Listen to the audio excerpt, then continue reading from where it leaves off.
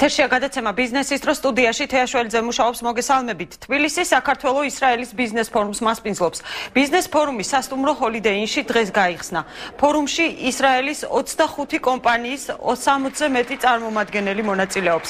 მათ პრემიერ-მინისტრმა ბიძინა ივანიშვილმა სიტყვით მიმართა და ქართველი და ებრაელი ხალხის მრავალ საუკუნოვან კულტურაზეც ისაუბრა. ამავე დროს პრემიერ-მინისტრმა ბიზნესმენებს ფორუმში მოუწოდა იმ ფონდებში მიიღონ მონაწილეობა, რომელიც მისი ინიციატივით შეიქმნება. ამავე დროს პირობაც მისცა იმის შესახებ, რომ საქართველოში მათ ექნებათ საშუალება თავისუფლად აკეთონ ბიზნესი.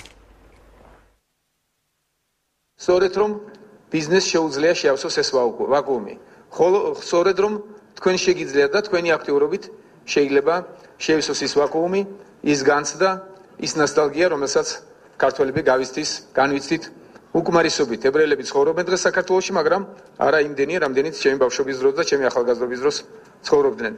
ჩვენ ყველაფერს გავაკეთებთ და მე პირადად გაძლევთ პირობას, ჩვენი გუნდი, ჩვენი მთავრობა იმისათვის, რომ ყველა პირობა შევქმნათ იმისათვის, რომ თქვენ ინტერესი შეგექმნათ საქართველოში ბიზნესის განხორციელებისათვის.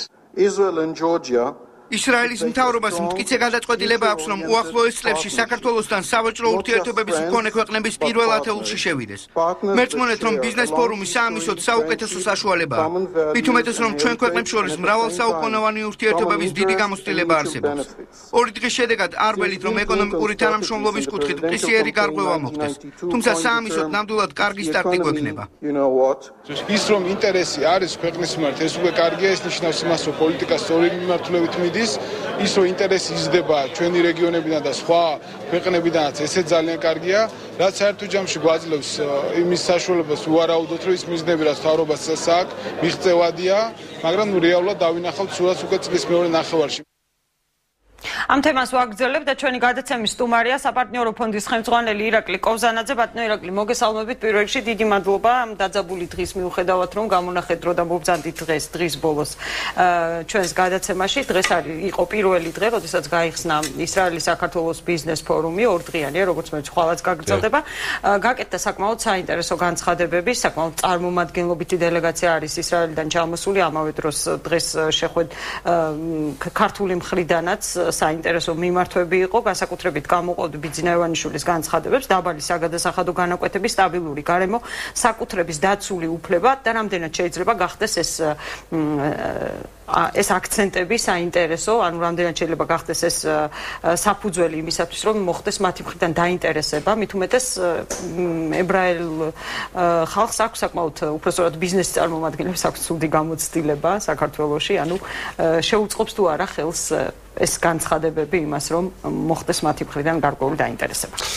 მე მინდა გითხრათ, რომ ეს ფორუმი დიდი ხანია მზადდება, ჩვენ საპარტნიორო ფონდი აქტიურად ვიყავით ჩართული ისრაელის საელჩოსთან ერთად და რამდენიმე ორგანიზაციასთან ერთად, რომელიც ორგანიზატორები არიან ამ ფორუმის. ეს არის აუდიტორული და საკონსალტინგო კომპანია BDO და Global Gateway. მათთან ერთად ეს კონფერენცია მოამზადა, როგორც გითხარით, ისრაელის საელჩომ და ეს არის პრაქტიკულად ასეთი ტიპის ფორუმი პირველი, რომელიც საქართველოში შედგა და ინტერესი ძალიან დიდი იყო. როგორც მე დავთვალე, დღეს პრაქტიკულად 300-ზე მეტი წარმომადგენელი ორივე მხრიდან, როგორც ქართველი, ასევე ებრაელი წარმომადგენელი ესწრებოდა ისრაელიდან. იყო პრაქტიკულად 25-ზე მეტი უცხოური კომპანია ისრაელიდან წარმოდგენილი, 100-ზე მეტი წარმომადგენელი იყო მათი მხრიდან და დღევანდელი დღე მნიშვნელოვანი იყო იმ თვალსაზრისით, რომ პრაქტიკულად ყველა ადამიანი, რომელიც გადამწყვეტ სიტყვას ამბობს საქართველოს ეკონომიკის განვითარებაში წარმოადგენელი იყო. კონფერენცია ბატონმა ივანიშვილმა გახსნა, მის სიტყვაში ყველა მიმართულება ჰქონდა, პრაქტიკულად იყო გაშლილი, რომელიც ბიზნესს უნდა აინტერესებდეს, წარმოადგენელი იყო ეკონომიკური ბლოკის ყველა მინისტრი, საპარტნიორო ფონდი და მასშტაბი, ფორმატი ამ ურთიერთობების იმდენად დატვირთული აღმოჩნდა, რომ ახლა პრაქტიკულად საღამომდე გრძელდება ორმხრივი შეხვედრები. შეხვედრები კომპანიებს შორის, რომელთაც საერთო ინტერესები აქვს, როგორც მე მითხრეს პრაქტიკულად 140-ზე მეტი ქართული კომპანია იქ.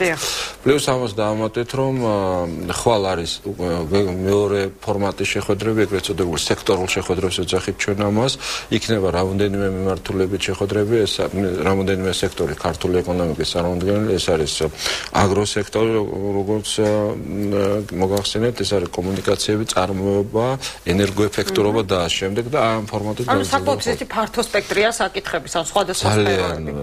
სოფლის მეურნეობიდანაც უამრავი ფირმა არის წარმომადგენელი, როგორც კი თანაც რომელი სფეროებით ინტერესდებიან, ახლა მე რამდენადაც ჩემთვის ცნობილია და მაქვს ინფორმაცია, ანუ წარმოდგენილი არიან ასეთი საინვესტიციო დარგები, ანუ წარმომადგენლები უпроსტად ენერგეტიკა, ტურიზმი, სამრეწველო, საკომუნიკაციო, ლოჯისტიკური მიმართულება არის კიდევ ერთ-ერთი და რამდენადაც ვიცი, უკვე კონკრეტულ რაღაც შეთანხმებებზეც შეიძლება უკვე იყოს საუბარი, მის მიუხედავად რომ ბიზნეს ფორმატი არ იძლევა ამის საშუალებას, მაგრამ აი ვიდეო ახსენეთ წეღან, მან უკვე გამოთქვა რაღაცა გარკვეული სულის სამრეწველო. მე მინდა გითხრათ, რომ ისე მათ საკმაოდ მასშტაბური პრეზენტაცია წარმოადგენს ჯერ კიდე ადრე სანამ კონფერენცია დაიწყებოდა, ამიტომ მონაწილე კომპანიებს წინასწარ ჰქონდათ ინფორმაციები და გარკვეული შეხვედრები წინასწარაც იყო დაგეგმილი.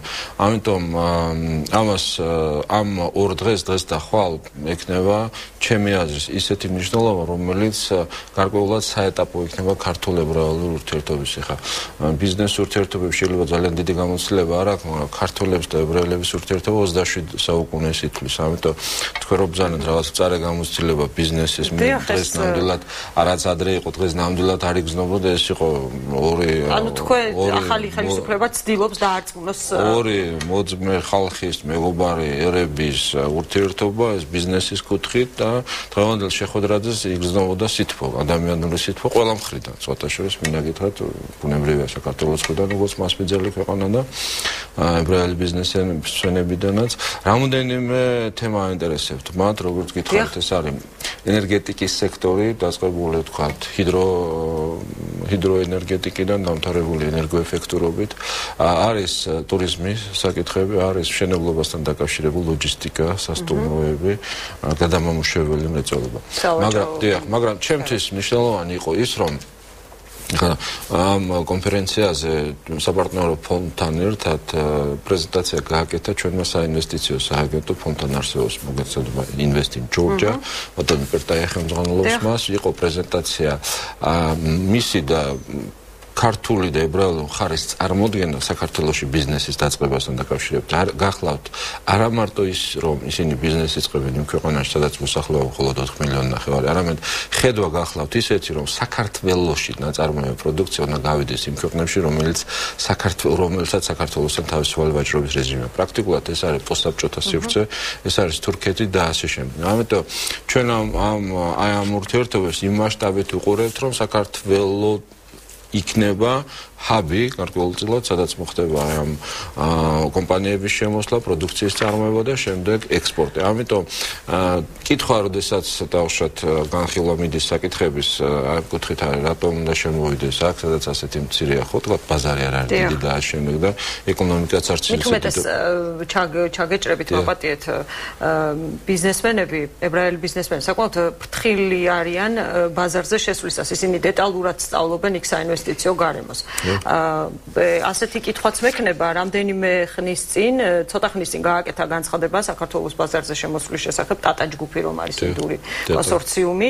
როგორ ფიქრობთ, აი ასეთი მსხვილი კომპანიების შემოსვლა შეიძლება თუ არა იმას შემდეგ, რაც ისინი შეისწავლიან ბაზარს, გახდეს გარკვეული სტიმული იმისათვის, რომ მათი დაინტერესება უფრო მეტად გაიზარდოს? მოგახსენებთ, ესე იგი და ჩემას გავაგრძელებ.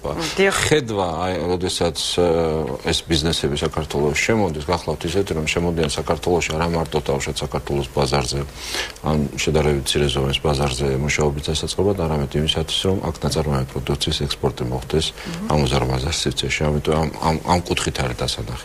რაც შეეხება ტატა ჯგუფს, ტატა ჯგუფი ჩვენი მოწვევით იყო. ტატა ჯგუფი იყო ჩემი მოწვევით ჩვენი საპარტნიორო ფონდის საინვესტიციო სააგენტო, ეს არის გიგანტი, უზარმაზარი, მოგეხსენებათ.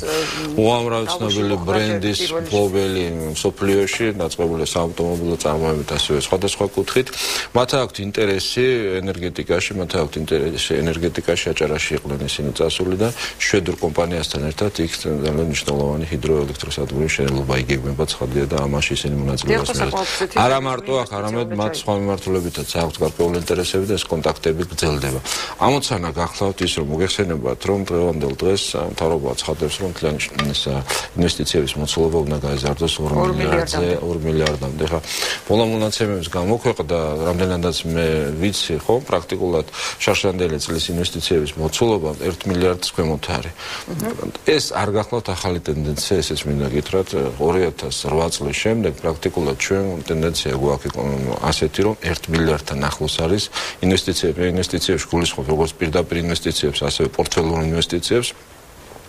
და შარშანდელი წელიც ამ ციფრთან ახლოს არის. ამიტომ ამისათვის რომ თქვათ ინვესტიციების მოცულობა 2 მილიარდამდე გაეზარდოს, ახლა მოგეხსენებათ ჩვენ რომ დამოუკიდებელი საქართველოს პირობებში პიკი გახლავთ 2007 წელი, როდესაც 2.1 მილიარდ დოლარი იყო. ამიტომ ამოცანა მნიშვნელოვანია, მასშტაბურია და ვფიქრობ ნებისმიერი ის კონფერენცია, ფორუმი თუ ინიციატივა, რომელიც ბიზნეს სფეროში იქნება და დღევანდელი და ხვალინდელი ამის გამოხატულება იქნება, ყველანაირად ხელს შეუწყობს ახალი ბიზნესების შემოსვლას, ინვესტიციების მოცულობის და სამუშაო ადგილების შექმნას და ეს არის მთავარი ამოცანა, რაც დღევანდელ ხელისუფლებას გააჩნია. ეს გამარტივებული სავიზო რეჟიმი, ავიამიმოსვლა, ამაზეც იყო დღეს საკმაოდ აქტიურად საუბრობდნენ ამის შესახებ, ასევე თანადაფინანსება ეს ფონდში შესთავაზა 25-65%-ზე.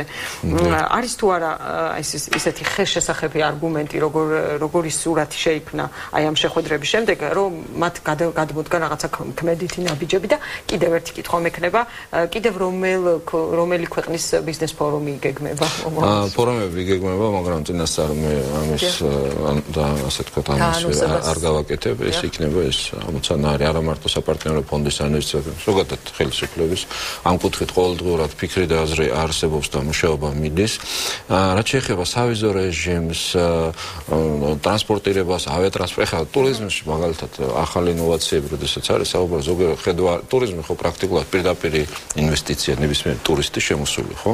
პრაქტიკულად ხედვა არის, რომ რამდენადაც ზოგიერთი ქვეყანაში, სადაც არსებობს თავისი დამოუკიდებელი საავიაციო კომპანია ბილეთებს ან ნახევარფასში, ან ზოგადად ჩუქნიან კიდევაც იმისაც, რომ ტურისტი შემოწამოთ. ამიტომ ეს ერთი მაგალითია და ყველა მიმართულებით უნდა იქნეს გადადგმული ნაბიჯი იმისათვის, რომ ტურისტი შემოვიდეს, ინვესტიცია განხორციელდეს, ბიზნესი შემოვიდეს. ამიტომ იყო ბატონ ივანიშვილის მხრიდან განცხადება ასეთი, რომ ჩვენ ამ კუთხითაც კი ვიფიქრებთ, რომ დავუშვათ ხელი შეუწყოთ ისრაელი ბიზნესმენების, ებრაელი ბიზნესმენების შემოსვლა საქართველოში, დაფუძნებას, კომპანიების გახსნას და ზოგადად ქვეყნის წინსვლასა და ახალი სამუშაო ადგილების შექმნას. ამიტომ ეს რამოდენიმე კომპონენტი იქნება, ასე ვთქვათ, ერთ-ერთი წინსწრები იმისათვის, რომ ბიზნესები განვითარდეს. ძალიან დიდი მადლობა ბატონო ირაკლი, რომ მობრძანდით, რამდენადაც ჩემთვის ცნობილია თქვენ კიდევ გაქვთ დღის ბოლოსაც გაქვთ საკმაოდ საინტერესო შეხვედრები, გისურვებთ წარმატებებს, ფორუმი კი ხვალაც გაგრძელდება, ხვალ უკვე იქნება უფრო ისეთი ორმხრივი შეხვედრები ძირითადად და იმედია, რომ გარკვეული შედეგებითაც დასრულდება, რომლის შესახებაც ალბათ უახლოეს მომავალში შევიტყობთ, რადგანაც ბიზნეს ფორუმი არ არის ფორმატი, სადაც უშუალოდ კონტრაქტები იდება, ამაზე მოგვიანებით ალბათ გაკეთდება ინფორმაციები, გისურვებთ წარმატებებს კიდევ მადლობა მოგწონებისთვის. გადაცემაში რეკლამის დროა, რეკლამის შემდეგ ჩვენ უკვე სხვა თემებით დავბრუნდებით.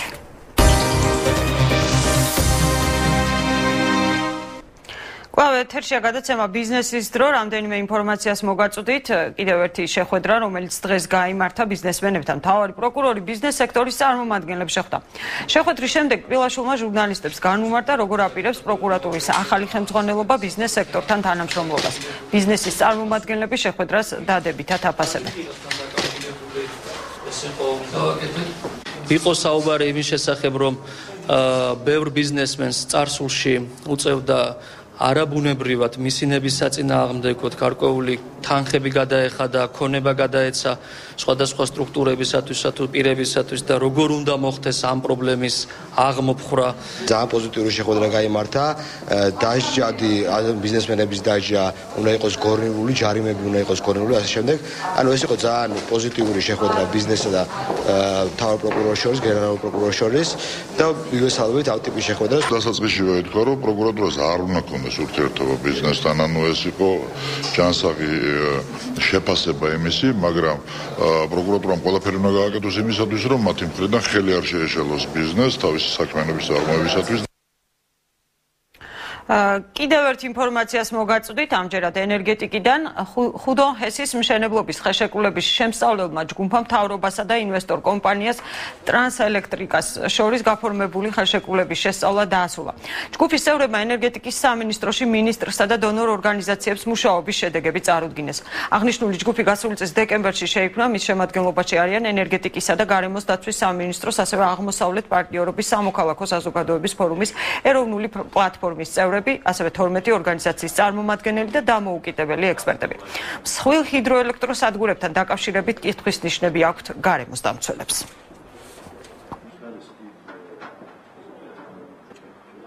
ხელშეკრულებას სამი თვით შევაჩერეთ ინვესტორთან, ეს მთავრობაზე ქონდა საკითხი გატანილი, იმისთვის რომ დეტალურად შეგვესწავლა დადებითი უარყოფითი მხარეები ამ ხელშეკრულების. სასეკვირველი არსებობს შენიშვნები, ეს გვექნება განხილვა ამ ყველა შენიშვნის, 4 ძირითადი შენიშვნებია და ამის მერე ჩვენ უკვე ინვესტორთან დავიწყებთ მოლაპარაკებებს, რომ ეს ცვლილებები შეტანილი იქნეს მემორანდუმში. კონკრეტული წინადადებებია გარასამთავრობო სექტორს, კონკრეტულ მუხლებთან მიმართებაში, ეს ეხება ფასს, ეს ეხება შესყიდვას, ანუ როდის იქნება გადმოცემული ელექტროენერგია, ანუ რა ვადით იქნება საქართველოსთვის ხელმისაწვდომი და ასე შემდეგ.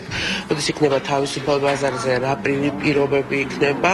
აგრეთვე ძალიან მნიშვნელოვანია ჩვენთვის სოციალური, ანუ განსახლების გეგმის ღიაობა, რაც ხელშეკრულებით იყო გარკვეულად შეზღუდული ღიაობა. გამკაცრდება თუ არა რეგულაციები მევახშეებისთვის. ამ საკითხთან დაკავშირებით იუსტიციის სამინისტროში სამუშაო ჯგუფი შეიქმნა, რომელსაც იუსტიციის მინისტრი ხელმძღვანელობს.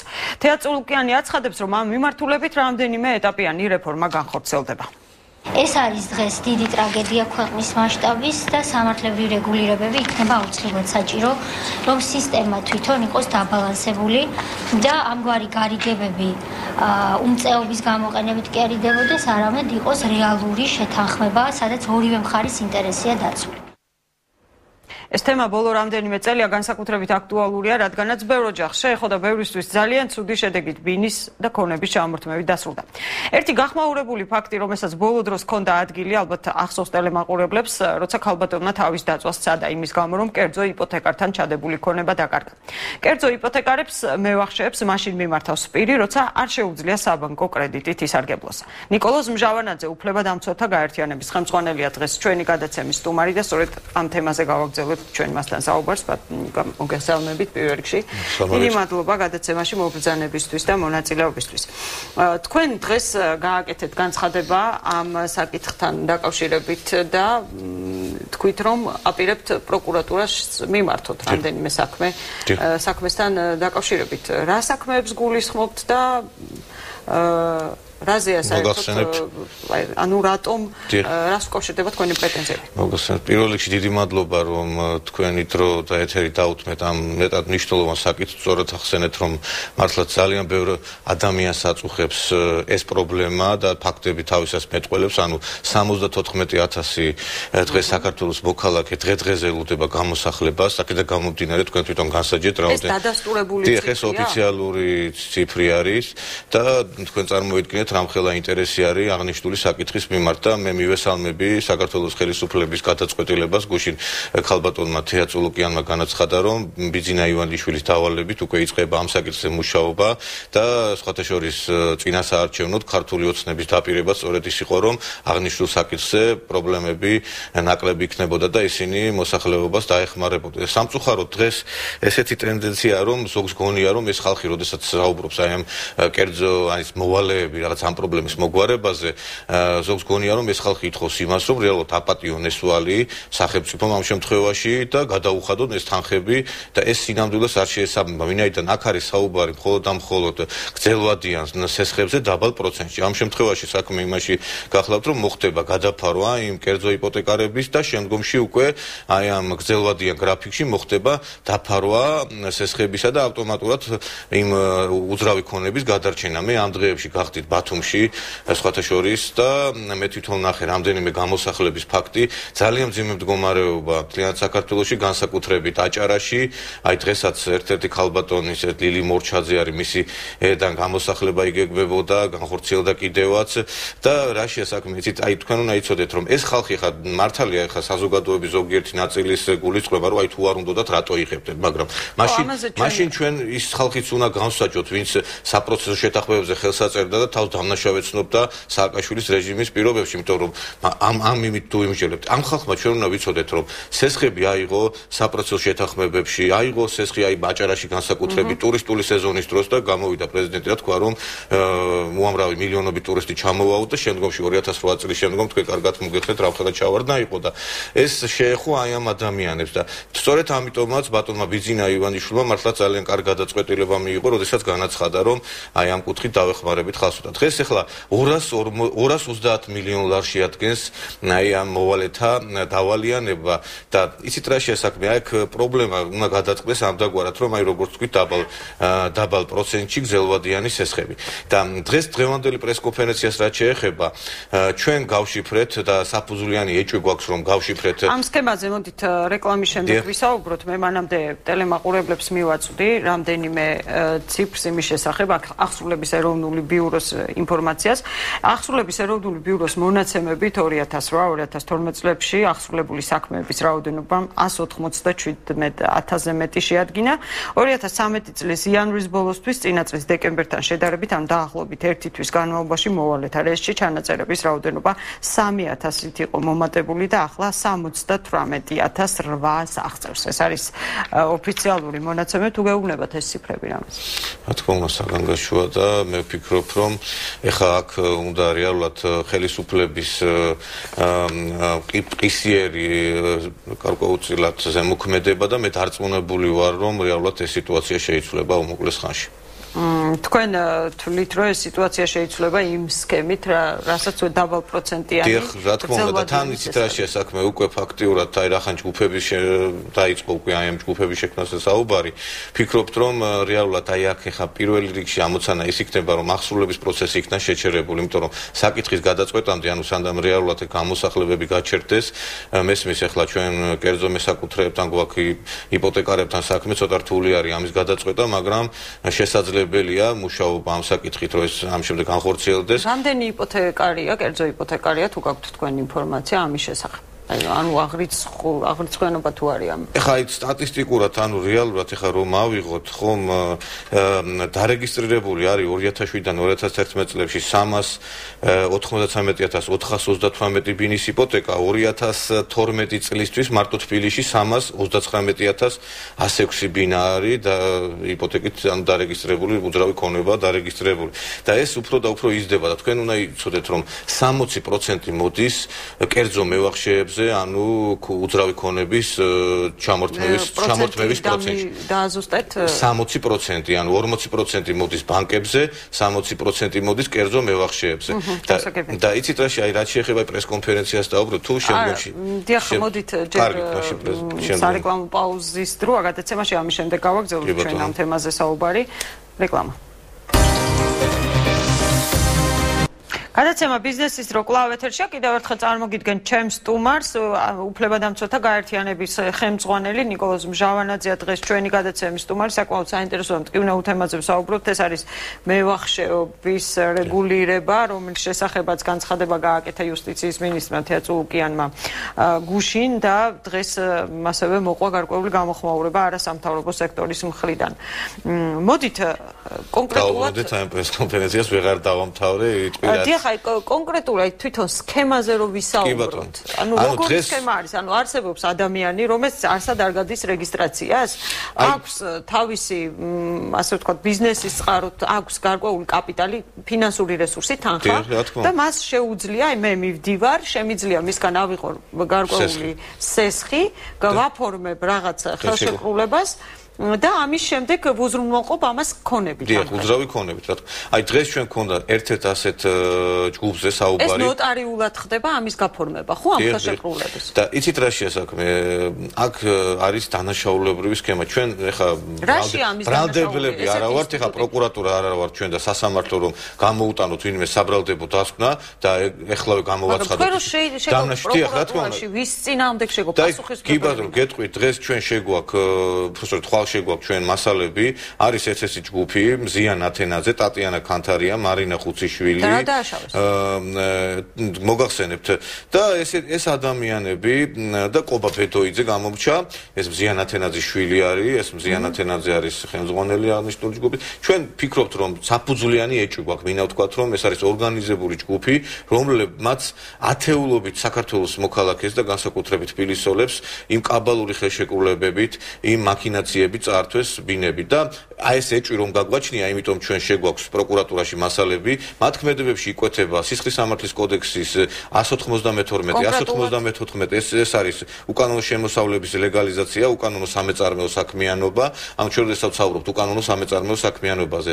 ზოგიერთი, ხშირ შემთხვევებში არის რომ აქედან ამ ყოფი ადამიანებიდან ისინი არ იხდიან იმ გადასახადებს რეალურად, ის შემოსავალი რაც აქვთ ამ გასესხებული თანხიდან არ აფიქსირებენ რეალურად საგადასახადოში და ამით სახელმწიფოს ადგება საკმაოდ დიდი ზიანი. თქვენ კარგად მოგეხსენებათ სახელმწიფო პოლიტიკა როგორ იყო სააკაშვილის რეგულაცია, ნაწილი შეიძლება ვიღაც არის რომელიც ჩრდილშია, მაგრამ რაღაც ნაწილი ხო არის რომელიც რეგისტრაციას გადის ოფიციალურად. რა თქმა უნდა, ჩვენ ახლა ამ კონკრეტულ შემთხვევაზე ვსაუბრობთ, ჩვენ ახლა არ არის ისი არ მინდა გაიგოთ რომ ყველა კერძო მევახშეს და ყველა კერძო იპოთეკაზე ვსაუბრობთ. ამ კონკრეტულ შემთხვევაზე რაღაცა გარკვეული სამართალდამცავები კონკრეტულ განმარტებებს არ გააკეთებენ, ჩვენ ალბათ არ იქნება სწორი რომ ამაზე ვისაუბროთ უფრო დეტალურად, მაგრამ ანუ სქემა არის ასეთი, რომ მე ის ამ ხელშეკრულებაში არ არის გარკვეული ვადები ან რაღაცა. და მე ხა უბრალოდ არ წამოვიღე აქ არ დაეტეო და იმდენი მასალები ქონა აი აღნიშნულ პირებთან დაკავშირებით რეალურად ეს ადამიანები, როდესაც აფორმებენ კერძო იპოთეკებს, შემოხდებიან აღნიშნული, ესე იგი, ქონების მესაკუთრეები და ხშირ შემთხვევაში ხდება კანონდარღვევით, ანუ რეალურად ადამიანებს არ აძლევენ ქვითრებს ამ გადახდილი თანხებისა, რათა შემდგომ ეს არ დაფიქსირდეს და შემდგომ ხდება კერძო ასრულებასთან დაკავშირებით პრობლემები, რომ როდესაც ადამიანებს უყიდიან აუქციონზე ბინებს, არც ატყობინებენ აი ამის შესახებ და ჩვენ ეს მასალები რეალურად დღეს იმიტომ გვაქვს აი ამის თქმის საფუძველი, რომ რეალურად აქ შეინიშნება დანაშაულის ნიშნები. ჩვენ კიდევ ერთხელ ვიძახით, რომ ჩვენ ბრალს ვერავის ვერ დავდებ, მაგრამ ვინაიდან ნიშნები შეინიშნება, ამის თქმის უფლება გვაქვს და ამის გამო შეგვაქვს პროკურატურა. მაგრამ ეს არ ნიშნავს, რომ თლიანად ინსტიტუტი არა, თლიანად ინსტიტუტი არა, მაგრამ თქვენ იმიტომ სარგებლობენ ადამიანები, რომლებსაც ხელი არ მაგრამ ეს არის ყოველად მახინჯი ფორმები დღეს წარმოდგენილი, დღეს იმიტომაც ქალბატონმა თია წულუკიანმა ბიძინა ივანიშვილის დავალებით აი ამასთან დაკავშირებით აი ის რომ დღეს პრობლემები ამ კუთხით საჭიროა გარკვეული რეგულაციები, თორემ იმაზე არავინ არ საუბრობს, რომ ეს უნდა მოისპოს ეს ინსტიტუტი, რა თქმა უნდა, როგორც ბანკებთან შეგიძლია შენ მიხვიდეს სესხის ასაღებად კერძო იპოთეკა,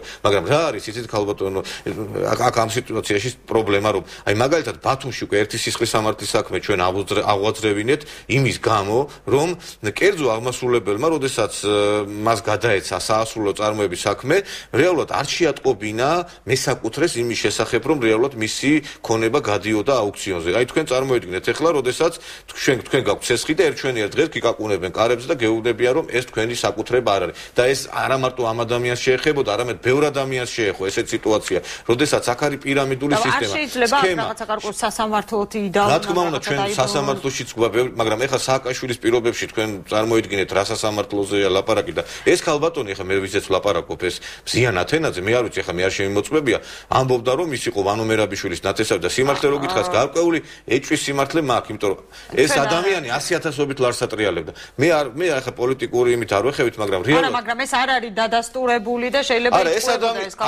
ადამიანი ამაზე საუბარი, იმიტომ რომ ეს ადამიანი ამას ადასტურებდა სხვაებთან საუბრებს და იცით რაშია საქმე, როდესაც ჩვენ საუბრობთ სხვათა შორის სანამ მოვიდოდით, ჩვენ დამიკავშირდა ეს ადამიანი სხვათა შორის ერთ-ერთი ტატიანა ქანთარი მყარია და მე რო ვთხოვე მას შეხვედრა რომ რეალურად აი ამ ესეთი ჩვენ საჩივრები შექონა არის უბრალოდ საუბარად დღეს რატომღაც თვითონაც გამოთქვა მაგრამ ჩვენ ამ მასალებს ვფიქრობთ რომ პროკურატურა ობიექტური გამოძიების შემთხვევაში სანამ პროკურატურა არ დადებს კონკრეტულ გამარტებებს არ გააკეთებს მოდი კონკრეტულ გვარებზე სახელებზე ბატონ არა რო თქვენ შემეკითხე და მე არ გვინდა ამაზე საუბარი მაგრამ მე მინდა ასეთი კითხვა დაგისვათ როგორ ფიქრობთ ისეთ შემთხვევაში როდესაც მე მივდივარ ეს იქნება კერძო მევახშე იქნება იპოთეკარი თუ იქნება ბანკი თუნდაც და ხელს ვაწერ რაღაც ხელშეკრულებას და უზრუნველყოფ საკუთარი ქონებით ვიზე მოდის ასეთ შემთხვევაში ანუ დანაშაულის ტვირთი ხელშეკრულებას რო ვაწერ ხელს არ უნდა რა თქმა უნდა აქ ხა იმაზე არ არის საუბარი რომ ხელშეკრულებას რო ვაწერ ჩვენ